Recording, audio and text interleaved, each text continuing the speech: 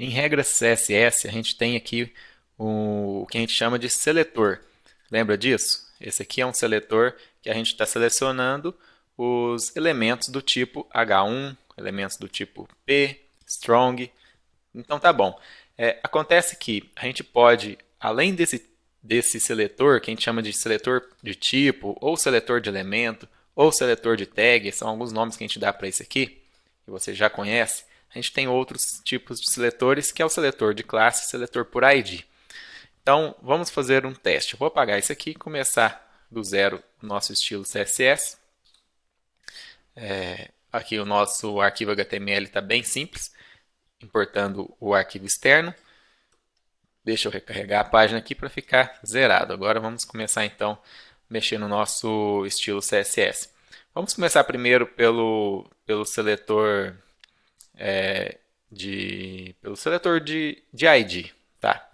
Olha só, eu posso, os elementos do HTML, eu posso dar um ID para eles. Então, por exemplo, aqui o H1 poderia dar um ID. ID é um identificador, tá? Então, coloque ID é igual e um nome para ele. Então, eu vou colocar aqui título, é o identificador desse meu elemento. E quando você coloca um identificador para um elemento, você não deve usar, repetir esse identificador em outro elemento. Não vai dar nenhum erro, mas se você fizer isso aqui, ó, tá errado, tá? Porque um ID só tem que ser único. Então, eu identifiquei um elemento unicamente usando ID título, tá? O que eu posso fazer agora é especificar que no meu seletor aqui, eu tenho um tipo H1, aí eu coloco aqui o jogo da velha, título, isso aqui é o meu seletor, eu falo que eu quero um H1 que tenha um identificador chamado título. Então eu uso sempre esse jogo da velha e coloco o nome do ID aqui. E abro a declaração e vou colocar aqui color blue. Certo? Vou carregar, está azul. Então, veja bem, eu tenho o H1 que tem um ID título e aqui eu coloco que o H1 de ID título vai ficar azul. Vamos ver o seguinte, se eu colocar aqui P jogo da velha título, claro, não vai pegar nada, porque não existe, né? Não existe um parágrafo com ID título. O H1 existe, ele fica. O P não existe. Opa, não salvou.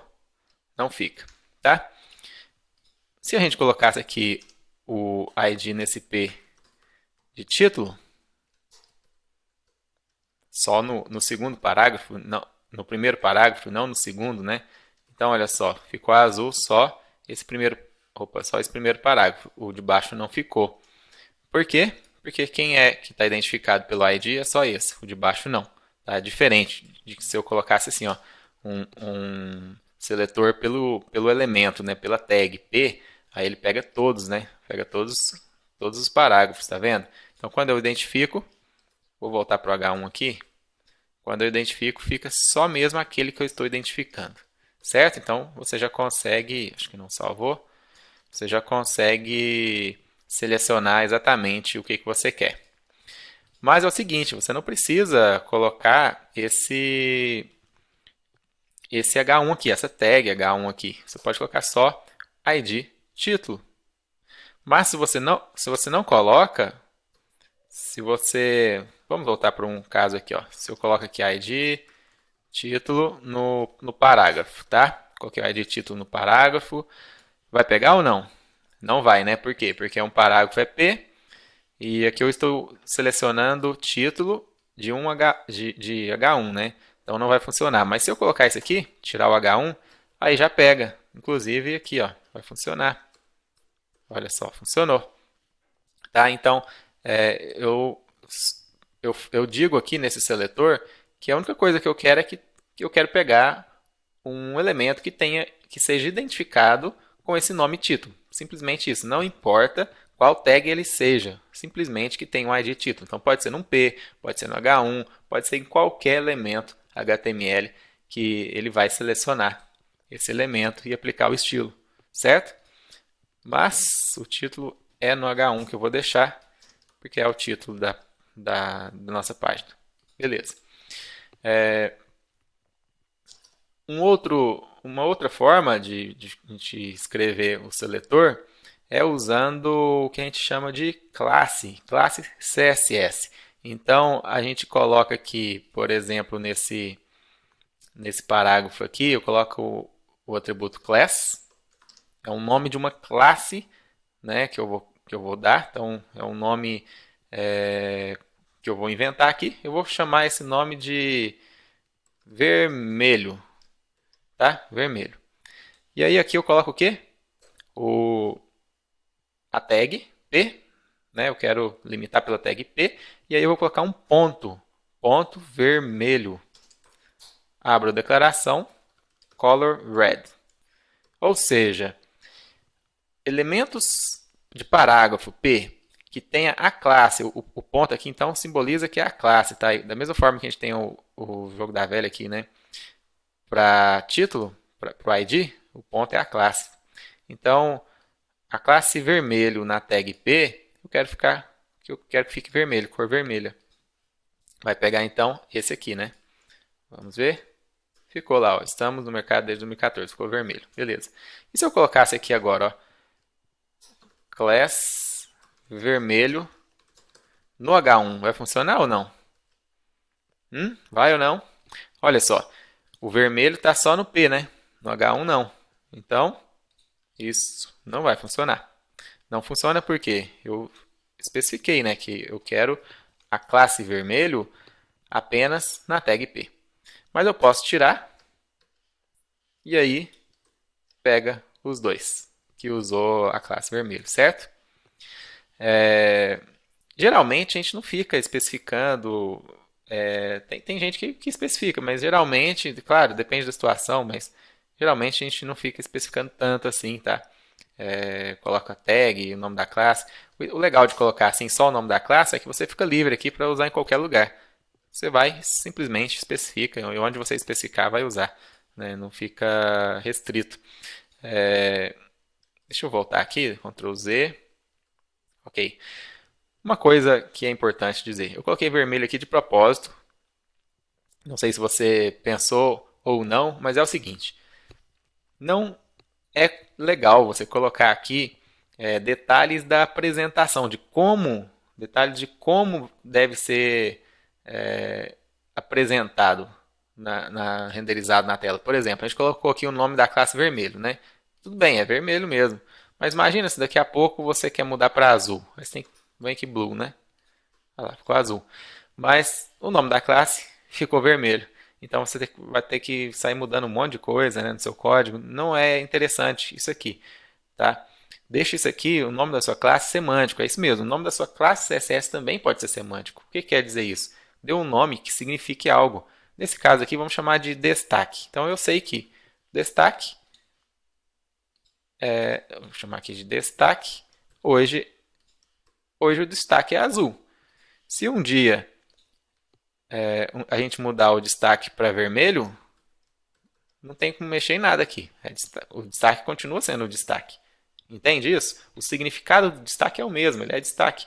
Eu simplesmente disse agora que o destaque não é mais azul, o destaque agora é vermelho. Simplesmente isso.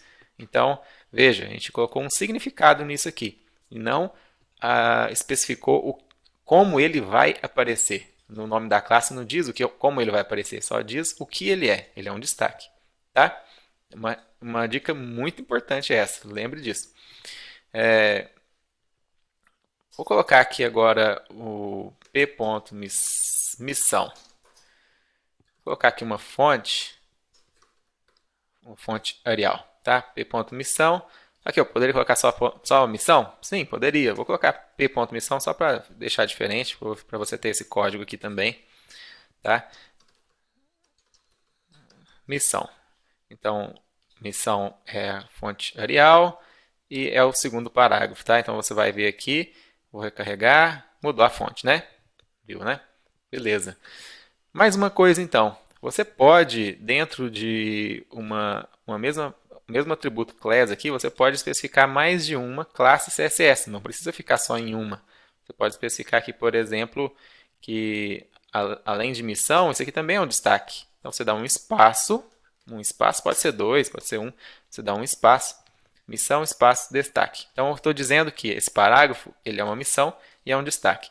Isso vai acontecer, o que vai acontecer nisso aqui? Ele vai pegar as propriedades do destaque e aplicar, e também as propriedades de missão aplicar no mesmo elemento.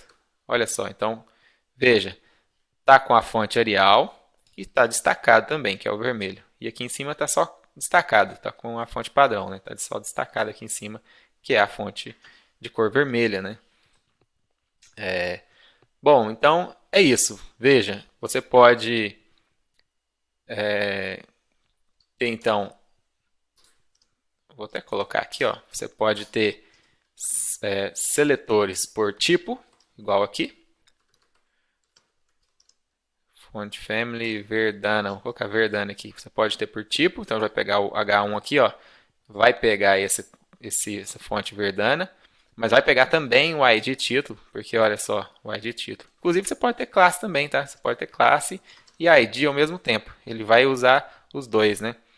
É claro que você tem que tomar cuidado para não ter conflito, né? Se você tem uma coisa aplicando, um exemplo aqui está aplicando uma cor verde, mas está aplicando também um azul, vai dar um conflito, né? Porque está no mesmo elemento. A gente vai falar sobre isso, não vou nem testar agora. A gente vai falar sobre isso mais para frente, tá? Não precisa se preocupar por enquanto sobre conflitos, não. Que é o que a gente chama de especificidade. Deixa isso mais para frente. Então, olha só, eu tenho aqui o tipo, né?